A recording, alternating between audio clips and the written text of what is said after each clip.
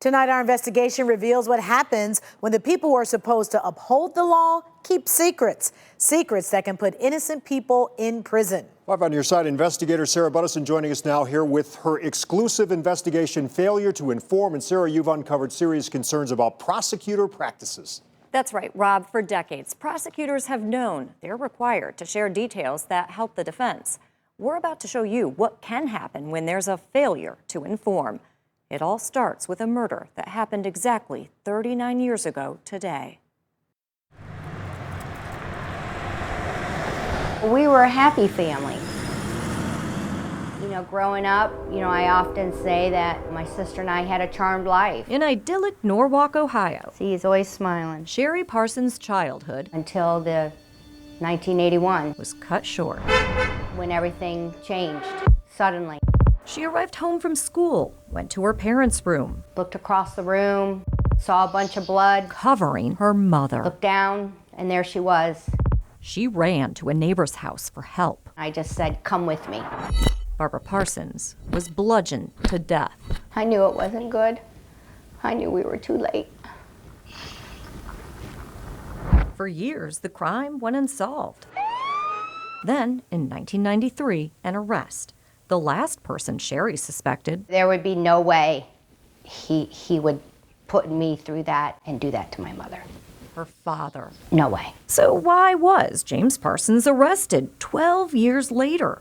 A new forensic test found a tool seized from the auto body shop he owned was the murder weapon. BCI forensic scientist Michelle Yezzo testified the N and S from a Craftsman breaker bar like this were imprinted in blood on Barbara's bed sheets. I couldn't believe my ears. Sherry's father was convicted. I was just like, oh my God, now I've lost my dad. Sentenced to 15 to life.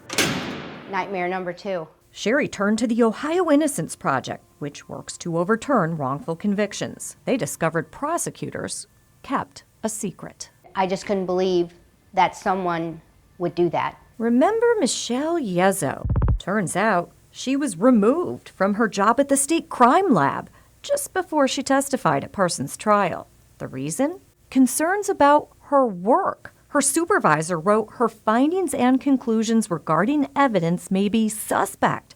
She will stretch the truth to satisfy a department. That would have been huge because it would have thrown her whole testimony out. But that critical information was never shared with Parsons' attorney. It tells us that our system isn't doing what we expect it to do. Michael Benza is a law professor at Case Western Reserve University. It's critical that the jury knows about that. Because in a 1963 case known as Brady versus Maryland, the U.S. Supreme Court ruled prosecutors must share any information that could help the defense, including what's become known as Brady lists, details about police officers or other witnesses who have a history of lying, criminal conduct, or are otherwise considered untrustworthy. If the jury doesn't know that there's a reason to distrust that witness, they may end up with a false conviction. And that's our biggest concern. So how often do prosecutors maintain Brady lists? Look, we surveyed every county in Ohio and found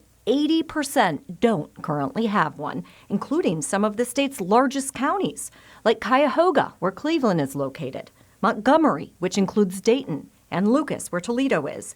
Even Huron County, where James Parsons was convicted, doesn't have a list.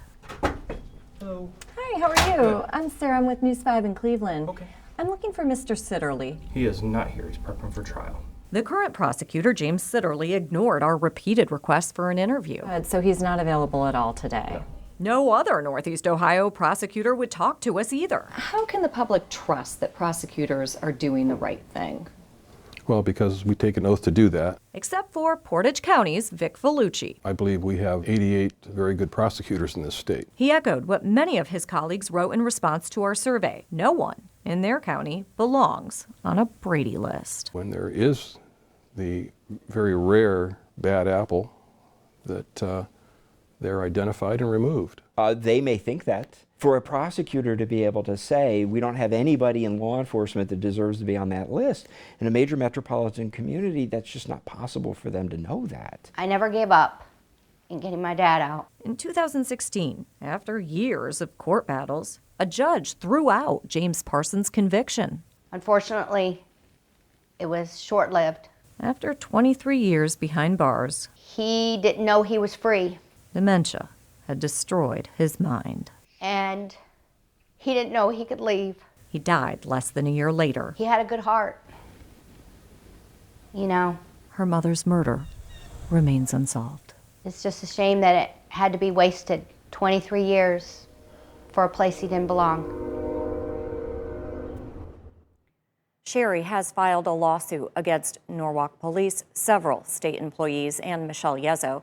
If you want to find out if prosecutors track misconduct where you live, go to our News 5 app. We've created a map of every county that shows who has a Brady list and who doesn't.